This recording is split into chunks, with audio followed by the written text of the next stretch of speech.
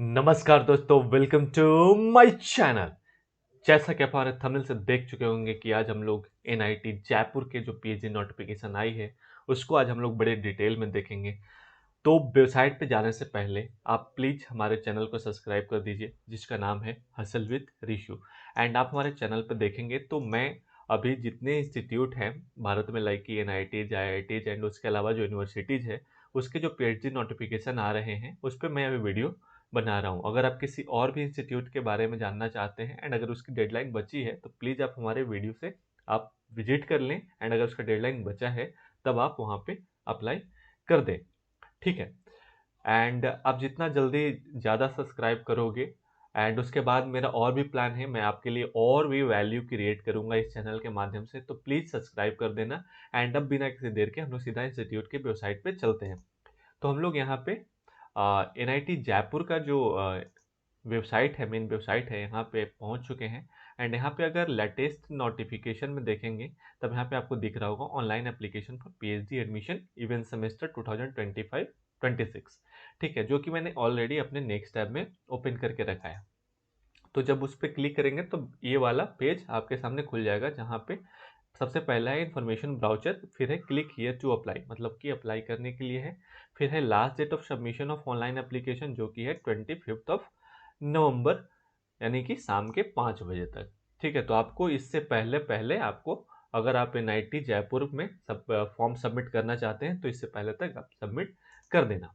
ठीक है, तो इन्फॉर्मेशन ब्राउज़र पे पहले चलते हैं जो कि मैंने ऑलरेडी ओपन कर रखा है। तो ये रहा आपके सामने इन्फॉर्मेशन ब्राउज़र। एंड इसमें हम लोग ऐसे ही पेज तो 97 पेज का है अगर आप देख पा रहे होंगे, लेकिन उतना अभी हम लोग को जानने की ज़रूरत नहीं है। एंड इसमें जो जो इम्पोर्टेंट चीज़ें हैं उस पर अपन बात कर लेते हैं। ठीक है। एंड यहाँ पे इन्होंने अगर आपको कोई और इन्फॉर्मेशन चाहिए तो यहाँ पे इन्होंने कॉन्टैक्ट नंबर वगैरह दे रखे हैं, ईमेल आईडी दे रखे हैं। आप यहाँ से आप मेल करके आप इन्फॉर्मेशन ले सकते हैं। ठीक है। एंड यहाँ पे जो स्टार्ट डेट ऑफ एप्लीकेशन है, ऑनलाइन एप्लीकेशन है, आपको 6 तारीख से स्टार्ट हो चुका है। आज 7 तारीख है, मतलब कल से ही स्टार्ट हो चुका है। एंड इसका लास्ट डेट है फॉर्म का 25 नवंबर जो कि शाम के 5 बजे तक, यानी कि 5 बजे से पहले तक आपको सबमिट कर देना होगा। And provisional list of shortlisted eligible candidate for the written test and interview will display on institute website, जो कि आपको 2 तारीख को 2 दिसंबर को इस वेबसाइट पे डिस्प्ले कर दिया जाएगा कि कौन कौन से लोग यहाँ पे रिटन टेस्ट और इंटरव्यू के लिए शॉर्टलिस्ट हुए हैं। अब देखो, अब है दूसरा date of written test and interview of the shortlisted candidate, जो कि डेट जो है कि एग्जैक्टली मतलब कि कब इंटरव्यू और रिटन टेस्ट लिया जाएगा, जो कि है 9 या 10 दिसंबर को। ठीक है, आपको इंस्टीट्यूट में जा करके आपको अपना रिटन टेस्ट और इंटरव्यू देना पड़ेगा। एंड फाइनल रिजल्ट जो कि 16 दिसंबर को जारी कर दिया जाएगा। एंड उसके बाद फिर रजिस्ट्रेशन प्रोसेस वगैरह होता है एंड उसको आपको फी पेमेंट करना पड़ेगा। ठीक है, तो उसके बाद अब हम लोग देखते हैं और इसमें क्या क्या डिटेल है। तो सबसे पहला है कि candidate applying for the full time PhD programme who have cleared the national level test examination such as GATE CSIR NET UGC NET ETC will be exempted from the PhD written test. अगर आपने कोई भी national level का exam अगर आपने qualify करा हो तब आपको यहाँ पे रिटन टेस्ट देने की जरूरत नहीं है, अब सीधा डायरेक्ट आपको इंटरव्यू में कॉल किया जाएगा। ठीक है, ये यहाँ पे इंपॉर्टेंट चीज़ें थी। एंड उसके बाद है कि candidate applying for the full time PhD programme who have not clear the national level test examination such as जो गेट CSIR नेट वगैरह होता है must appear for the institute level examination. अगर आपने कोई नेट गेट या किसी भी प्रकार का नेशनल एलिजिबिलिटी जो टेस्ट होता है आपने अगर क्वालिफाई नहीं करा हो तब आपको यहाँ पे रिटन टेस्ट देने की जरूरत होती है, यानी कि देना पड़ेगा, जरूरत की बात नहीं है, देना ही पड़ेगा आपको। ठीक है। एंड उसके बाद जो है आपको फिर इंटरव्यू देना पड़ेगा जब आप रिटन टेस्ट लिख देंगे उसके बाद। अब यहाँ पे जो एडमिशन की जो कैटेगरी है ये इन्होंने एक लाया है, फुल टाइम लाया है, ऑफ कैंपस है, पार्ट टाइम है एंड हाँ पार्ट टाइम ही है। ओके, तो फुल टाइम है कि full time with financial assistance. ठीक है, जहाँ पे विदाउट नेट या गेट। ठीक है, एंड एक है full time with institute assistantship जहाँ पे आपको विथ वैलिड गेट या नेट या CSIR नेट या नेशनल लेवल एग्जामिनेशन, और masters degree with valid GATE score, आपके पास अगर गेट स्कोर है तो, ठीक है। तीसरा है full time with on scholarship, मतलब आपका खुद का, अगर आपने कोई यूजीसी या CSIR नेट या JRF क्वालिफाई कर रखा हो एंड उससे अगर आपको फेलोशिप मिलती है तो ये आपका अपना फेलोशिप हो गया। एंड दूसरा होता है जो इंस्टीट्यूट आपको पे करती है, जैसा कि ये यहाँ पे आप देख रहे हो, इंस्टीट्यूट असिस्टेंटशिप, ठीक है। एंड एक होता है full time DST inspire, DST से हो सकता है आपको अगर मिल रहा हो फेलोशिप तो एक वो होता है। एंड पांचवा होता है फुल टाइम स्पॉन्सरशिप, मतलब आपको कहीं से कोई पैसे नहीं मिल रहे, आप अपना खुद का पैसा लगा रहे हो PhD करने के लिए, ठीक है। एक है ऑफ कैंपस, ऑफ कैंपस का मतलब है कि off campus beyond 70 kilometre from Jaipur, मतलब कि अगर आप मान लीजिए कि इंस्टीट्यूट जयपुर में है तो उससे जो 70 किलोमीटर के जो का जो दायरा होगा, वहां से अगर आप हो एंड आप कैंपस में नहीं रहना चाहते हो तब उसे बोलते हैं ऑफ कैंपस, मतलब कि आप per day up and down कर सकते हैं, ठीक है। एंड पार्ट टाइम हो गया, part time candidate working with in, एक होता है 70 किलोमीटर ऑफ जयपुर, मतलब कि आप वही 70 किलोमीटर के रेंज में आप कहीं पे काम करते हो, तो उससे भी पार्ट टाइम का में आप एनरोल्ड हो सकते हैं। एक दूसरा है MNIT इंस्टीट्यूट प्रोजेक्ट स्टाफ, फिर है MNIT institute faculty, MNIT institute staff, फिर है एग्जीक्यूटिव एंड प्रोफेशनल के लिए, ठीक है। रिमार्क में जो यहाँ पे ये वाला स्टार था, एक चीज़ मैं दिखा दूँ, यहाँ पे फुल टाइम फाइनेंशियल असिस्टेंटशिप में एक स्टार लगा हुआ है। स्टार का मतलब ये है कि the financial assistantship will be subject to the approval by the competent authority, ठीक है। अब ये उन पे डिपेंड करता है कि वो फाइनेंशियल असिस्टेंट को अप्रूव्ड करेंगे या नहीं, तो ये आप उनके ऊपर छोड़ दीजिएगा, यानी कि full time with financial assistance without net और गेट अगर आप अप्लाई कर रहे हैं तो, ठीक है। क्या है कि the financial assistantship will subject to the approval by the competent authority, जो कंपिटेंट ऑथोरिटी है उनके द्वारा अप्रूव करा जाएगा। ये इंट्रोडक्शन रहा इंस्टीट्यूट का, अगर आपको पढ़ना है तो आप इसे पढ़ लेना, ठीक है। एंड अपन यहाँ पे जो बात करेंगे, जो इम्पोर्टेंट चीज़ें हैं सिर्फ उस पर ही बात करेंगे, ठीक है।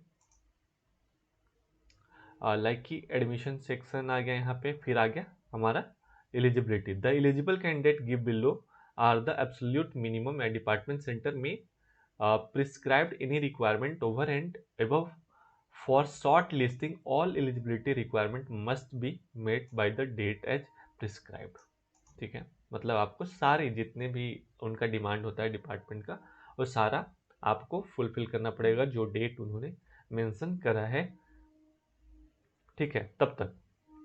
एंड उसके बाद जो है यहाँ पे है कि the selected candidate who has completed examination including project, thesis examination, viva voce before the date of registration, ये सारा चीज़ जो है कि ये तो उसके बाद की बात है जब आपका सिलेक्शन हो जाएगा, ठीक है।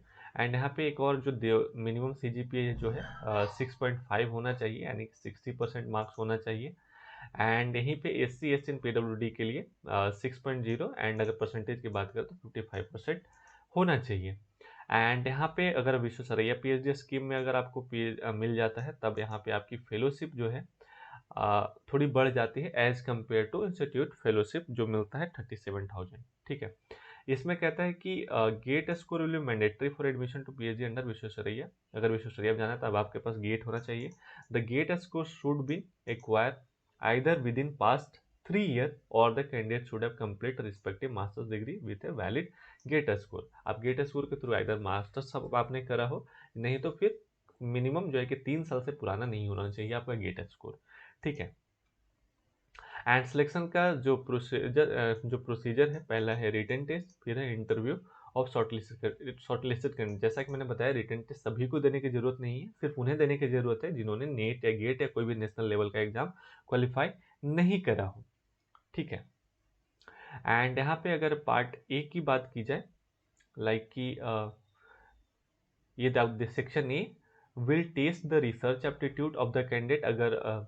अगर मैं टेस्ट की बात करूं, जब रिटन टेस्ट में सेक्शन ए है जहां पे आपका रिसर्च एप्टीट्यूड होगा, and section B which will test the subject knowledge of the candidate. Section B जो है आपका सब्जेक्ट नॉलेज को टेस्ट करेगा। A candidate is required to score minimum 35% separately in both part A and B. आपको minimum जो है 35% part A and part B दोनों में लाना पड़ेगा। अगर किसी एक में भी अगर कम हो जाता है तब आप यहाँ पे एलिजिबल नहीं माने जाएंगे। And overall 50% with 30% weightage of part A का जो है कि 30% लिया जाएगा, 70% जो है वेटेज पार्ट बी पे लिया जाएगा। मतलब कि आपको पार्ट बी पे ज़्यादा फोकस करना है क्योंकि उसका 70% वेटेज कंसीडर किया जाएगा पार्ट ए का 30%। ठीक है, तब आप जो है कि यहाँ पे इंटरव्यू राउंड के लिए आप क्वालिफाई करेंगे। ठीक है, format sample question for part A and B and sample will be made available on the institute website in due course. ये जो है कि आपको यहाँ पे इसका सैम्पल पेपर अवेलेबल करा दिया जाएगा। एंड उसके बाद अगर यहाँ पे है PhD in engineering architecture planning and discipline, the applicant must have a master degree engineering technology architecture planning और an equivalent qualification from and recognise institute या यूनिवर्सिटी जहाँ पे CGPA आपका 6.5 होना चाहिए, या अगर परसेंटेज की बात करें तो 60% मार्क्स होना चाहिए। या तो फिर अगर आपने बैचलर्स करा हो, candidate with A bachelors degree engineering architecture planning secure, तब आपके यहाँ पे 75% मार्क्स होना चाहिए। ठीक है, and either a valid GATE score और qualification in the institute level examination. ठीक है, आइदर आपके पास या तो गेट होना चाहिए, नहीं तो फिर जो इंस्टीट्यूट का जो एग्जाम होगा उसमें क्वालिफाई करना पड़ेगा आपको। May be recommended by the DSC to the SPGB for admission to the PhD programme after an interview for institute assistantship और फाइनेंशियल असिस्टेंटशिप। ठीक है, उसके बाद कहता है कि however only a student who have graduated from CFTI और other institute with NIRF ranking up to 100 shall be consider eligible for admission under this scheme. आप यहाँ पे अगर किसी CFTI से अगर आपने करा हो एंड आपका जो CFTI का जो इंस्टीट्यूट है उसका जो रैंकिंग है 100 तक है या 100 से नीचे है, तब भी आप यहाँ पे एलिजिबल हो जाते हो। या तो फिर सच candidate having sufficient experience in the relevant area and publication in referred conference या जर्नल एज नोटिफाइड। अगर आज तक आपके पास एक्सपीरियंस हो या अगर आपने कोई कॉन्फ्रेंस या जर्नल करा हो पहले, तभी आप यहाँ पे एलिजिबल हो जाते हो। And major deliberate shall be expected from the respective department centre while admitting any student directly on the basis of bachelor degree only। ठीक, वैसे ही PhD इन ह्यूमैनिटीज पे है जहाँ पे आपकी CGPA 6.5 होनी चाहिए या 60% मार्क्स होनी चाहिए। एंड PhD इन मैनेजमेंट की अगर बात करूँ तो यहाँ पे भी 6.5 होनी चाहिए एंड 60% होनी चाहिए। ठीक है, एंड PhD इन साइंस का है, इसका भी वही 6.5 CGPA या परसेंटेज की बात करो तो 60%। यहाँ पे जैसा कि उन्होंने एक कैटेगरी बना दिया है सभी का अलग अलग, लाइक कि फाइनेंशियल असिस्टेंट यहाँ पे अगर विदाउट गेट या नेट है तब आपको यहाँ पे रिटन टेस्ट इंस्टीट्यूट आप एग्ज़ाम जो है कि आपको लिखना पड़ेगा एंड आपका इंटरव्यू होएगा। एंड अगर आपके पास गेट या नेट ऐसा कुछ है एंड और या उसके अलावा अगर आपके पास MTech है completed on the basis of a valid GATE score के बेस पे अगर आपने MTech करा हो तब आपको यहाँ पे कोई रिटन एग्जाम देने की जरूरत नहीं हो, डायरेक्ट इंटरव्यू हो जाएगा। एंड फुल टाइम जो अगर आपका UGC नेट या CSIR या JRF UGC JRF या CSIR JRF अगर है तब भी आपको यहाँ पे इंटरव्यू ही सिर्फ देना पड़ेगा, बाकी कोई रिटन एग्जाम वगैरह देने की जरूरत नहीं है, ना तो NOC वगैरह की देने की जरूरत है। एंड अगर फुल टाइम DST इंस्पायर भी हो तब विदाउट अगर गेट या UGC नेट है या कोई भी एग्जाम ऐसा जो है कि क्वालिफाई नहीं करा हो तब आपको यहाँ पे इंस्टीट्यूट एग्जाम देने की जरूरत पड़ेगी अगर फुल टाइम DST इंस्पायर हो तो। एंड कोई नेट है गेट अगर क्वालिफाई नहीं करा हो, यानी कि कुल मिला के ध्यान ये रखना है कि अगर आपके पास नेट या गेट नहीं है तब आपको इंस्टीट्यूट एग्जाम लिखनी पड़ेगी। ठीक है, जैसा कि आप यहाँ पे देख पा रहे होंगे कि विद वैलिड गेट या CSIR नेट तब आपको यहाँ पे इंस्टीट्यूट एग्जाम लिखने की जरूरत नहीं है। वैसा ही आप सारे में भी देख सकते हैं, लाइक अगर ऑफ कैंपस का भी है and part time external sponsored का है जहाँ पे आप देख सकते हैं। ठीक है, ओके, तो ये थी कुछ इम्पॉर्टेंट चीज़ें थी जो हमने देखा। एंड इसमें अभी कुछ बाकी चीज़ें जो है कि एडमिशन के बाद की बात है, तो अगर आप इसे डिटेल में देखना चाहते हैं तो मैं इस PDF का या वेबसाइट का जो लिंक है अपने इस वीडियो के डिस्क्रिप्शन बॉक्स में डाल दूंगा, आप वहाँ से बड़े डिटेल में आप इसे एक बारी देख लेना अगर आप यहाँ पे ज्वाइन करने से पहले, क्योंकि सारी जानकारी आपके पास होनी चाहिए। ओके, तो फिर इसमें जो है कि ये सब वही बातें हैं। एंड उसके बाद इसमें एक चीज़ और मैंने देखा था, फाइनेंशियल असिस्टेंट जो कि यहाँ पे करेंटली जो है कि 37,000 है and for the first 2 year.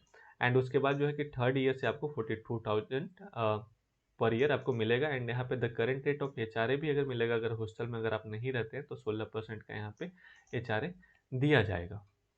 ठीक है, ये कुछ इंपॉर्टेंट चीज़ें थी